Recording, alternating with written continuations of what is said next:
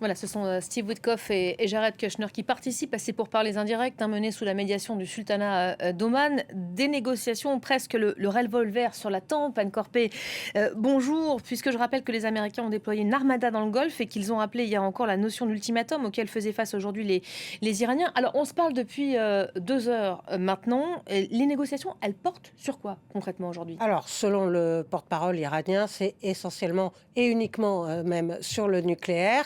Le ministre des Affaires étrangères omanais, qui fait office de médiateur, a évoqué des nouvelles idées créatives.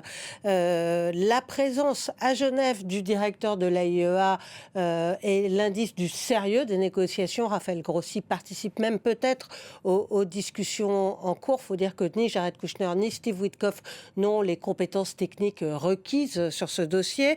Alors, il y a deux questions qui doivent être résolues. Celle de l'enrichissement de l'uranium et celle du stock de 400 kilos d'uranium enrichi à 60%, qui a disparu depuis le mois de juin dernier. Washington refuse tout enrichissement d'uranium.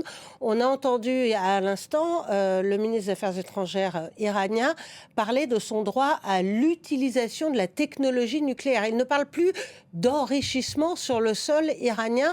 Ça veut peut-être dire qu'on s'achemine vers un compromis, que l'uranium soit enrichi ailleurs qu'en Iran par un consortium et ensuite importé en Iran pour notamment son réacteur de recherche médicale. Il faut souligner que Rubio a dit hier que la Russie et la Chine devaient participer à la question du contrôle du nucléaire. Concernant les 400 kilos d'uranium enrichi, eh bien, la seule option qui semble possible, c'est sa sortie du territoire iranien. Alors, un tel résultat, ce serait une avancée par rapport à l'accord sur le nucléaire de 2015, parce qu'à l'époque, eh bien, l'Iran était toujours autorisé à enrichir sur son sol. Donald Trump pourrait donc afficher une victoire politique. En échange de ces concessions, eh bien, l'Iran exige la levée des sanctions. On va voir si les Américains sont prêts à faire ce geste. Mais il reste un point de blocage important, on l'a entendu, c'est la question des missiles balistiques. Un gros problème, a dit Marco Rubio. Hier, devant le Congrès, Donald Trump a affirmé que les Iraniens développaient un missile capable d'atteindre les États-Unis. Gros mensonge, ont rétorqué les Iraniens. Mais une telle déclaration montre que Donald Trump a besoin de présenter l'Iran comme une menace pour les États-Unis, peut-être pour préparer la population américaine à une entrée en guerre. Alors, je disais des discussions qui se font le revolver sur la tempe, presque c'est une image et en même temps c'est un peu le contexte. Les Iraniens sont sous pression militaire. Experts et diplomates estiment d'ailleurs qu'on n'a jamais été aussi proche d'un conflit majeur. Oui, parce que les États-Unis ont déployé une immense armada. Il n'y a jamais eu de dispositif militaire aussi important dans la région depuis 23 ans, c'est-à-dire à la veille de l'entrée en guerre des Américains en Irak, et les États-Unis peuvent frapper à tout moment concrètement, et ce malgré les discussions. C'est ce qu'ils avaient fait en juin dernier. Il y avait une session de négociation qui était prévue quelques jours après les frappes.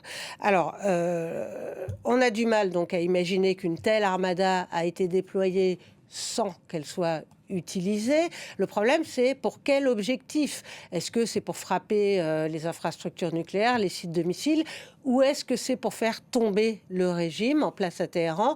Donald Trump maintient le flou sur les éventuels buts de guerre. L'Iran a les moyens de riposter. Téhéran a clairement indiqué qu'en cas d'attaque américaine, les bases américaines dans la région seraient des cibles. Il y a 30 à 40 000 soldats américains déployés dans le Golfe. Téhéran pourrait activer ses alliés, les Houthis, le Hamas, le Hezbollah.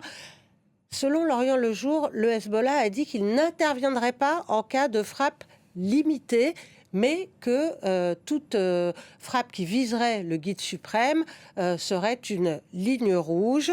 Donald Trump dit en même temps préférer une solution diplomatique. Il ne perd pas de vue l'échéance politique que constituent les élections à mi-mandat. Il a toujours dit qu'il était contre les guerres interminables menées à l'étranger. Or, plusieurs militaires américains de haut rang ont mis en garde contre les risques d'enlisement en cas d'offensive d'importance menée par les Américains en Iran. On va